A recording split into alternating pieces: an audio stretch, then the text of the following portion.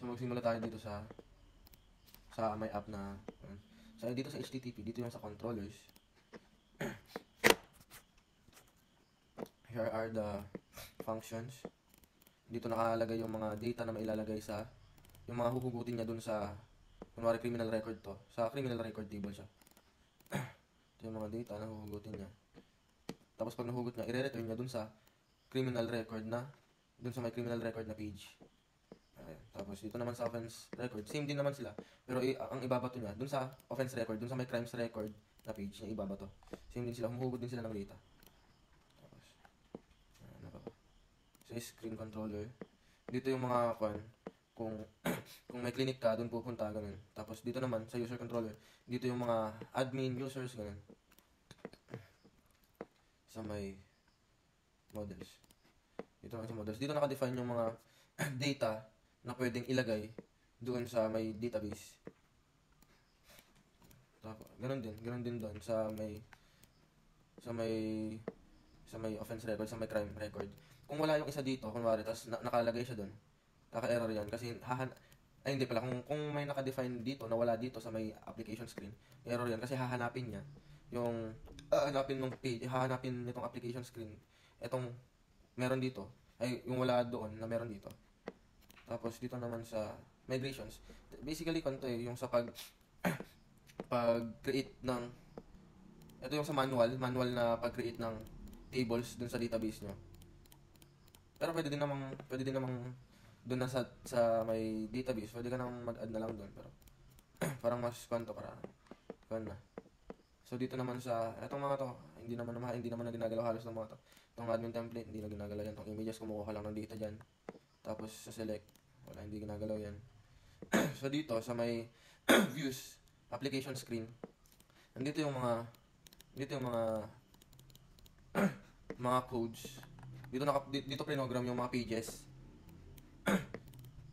Ito yung criminal record, ito yung crimes record, ito yung sa pag-add dun sa mga offenses. Tapos dito din naman pala yung sa add criminal record, dito yung mga crime, yung mga initial. Tapos dito sa crimes record, dito yung parang pinaka-table na niya. Dito mo makikita, dito nakalista yung mga na-add mo. Dito naman sa crimes info, ito yung pwede mag-print. Ay, sa PDF pala yun. Pag nag-click ka ng, kunwari, sa crime record, pag nag-click ka pag click mo yung isang data, ng isang table doon na may lamang crime record, dito pupunta sa may criminal info, which is, ito yung magpapakita, yung birth date, address, height, weight, age ko, at yung nagawa niya, kung ano yung offense na nagawa niya. Tapos sa may criminal record, ito na yung pinaka-initial nung dito yung initial na record pala. Tapos dito sa dashboard naman, kinakount niya yung crimes per day at kino-compare niya sa nakaraan, tama ba? Sa past week yata to. Sa past week. Tapos sinasabi niya, a day. Kino-compare niya per day kung tumaas ba o bumaba. Ito reasons, nagpapakita doon yung mga recent crimes. Tapos dito yung sa pag-compute niya nung nalipatak yun. Dito naman sa map, ito yung pinakaunang lalabas doon pag i-open mo yung website. Ito yung pinakaunang lalabas. Which is mapa siya ng Sullivan. Ang rinarender nito is yung sa may pin. Yung pin niya is linalabas niya ito. Yung description ng crime, yung pangalan ng kriminal, kung anong barangay, saang barangay nagawa, kung kailan na-create, yung gender niya, height niya, weight niya. Sa PDF, basically ito yung pwede mong i-print, tapos ito yung mga mapupunta, ito yung mga data na mare-render niya.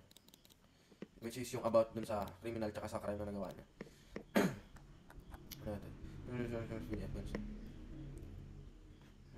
Ito yung pinaka-final pala. Ito yung pinaka-final niya.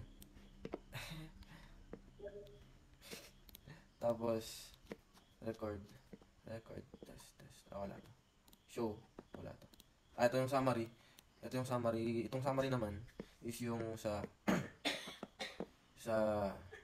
parang dashboard din na nagko-compute din ng crime. Kaso ito, pwede kang mag-select ng ng month or in between months or in between days, between weeks, between year, ipapakita na niya lahat ng record na nagawa doon sa span na yan. Which is, kapag clinic mo to, pag nag-select ka dito sa may calendar, tapos clinic mo to get report, ipapakita niya, inapay, tapos sa nakalista din na yun, na tawag dito, na rinarender niya yun, yung mga past crimes base sa span na pinili mo. Itong layout, itong authorization, basically itong login tsaka lang dyan. Tapos, top bar. Ito yung mga nasa top bar. Dito tayo sa login. Magsa-sign in tayo ng account. Ito.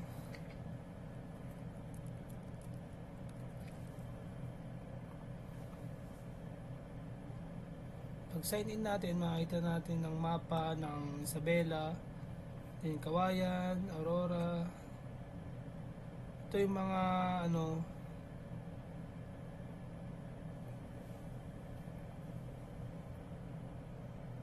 profile details. Ito yung mga profile details sa mga mapa. Ngayon, punta tayo sa criminal record. Yan. Mga criminal record. Ito yung may mga kaso, ganun. Makikita agad dyan. And then, punta tayo sa crime record. Yan, dyan.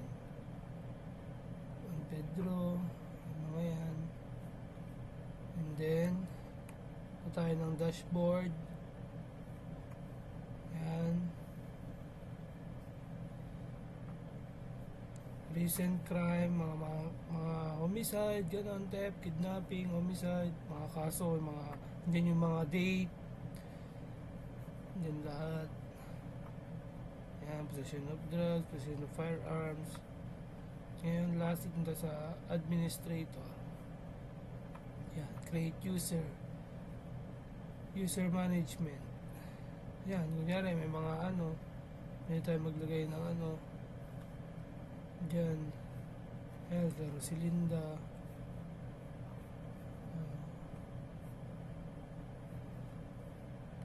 Okay na po. Ito, pwede add record. Pwede mag-add record yan. Kunyari may kaso, ganyan. Lalagay dito, criminal record. Yan, bla bla bla. Middle ng mga yan. Yan. Nyari yan. Yan, taon. Address yan, add record. Pag add record, lalabas agad sa crime record. Ayan. Ayan yung So, okay na po. This project involves developing an interactive web application to visualize crime data in Benito Soliven, Isabela. Using PNP data to generate dynamic crime maps, it aims to enhance community safety by providing real-time insights into crime trends, informed decision-making for residents and law enforcement.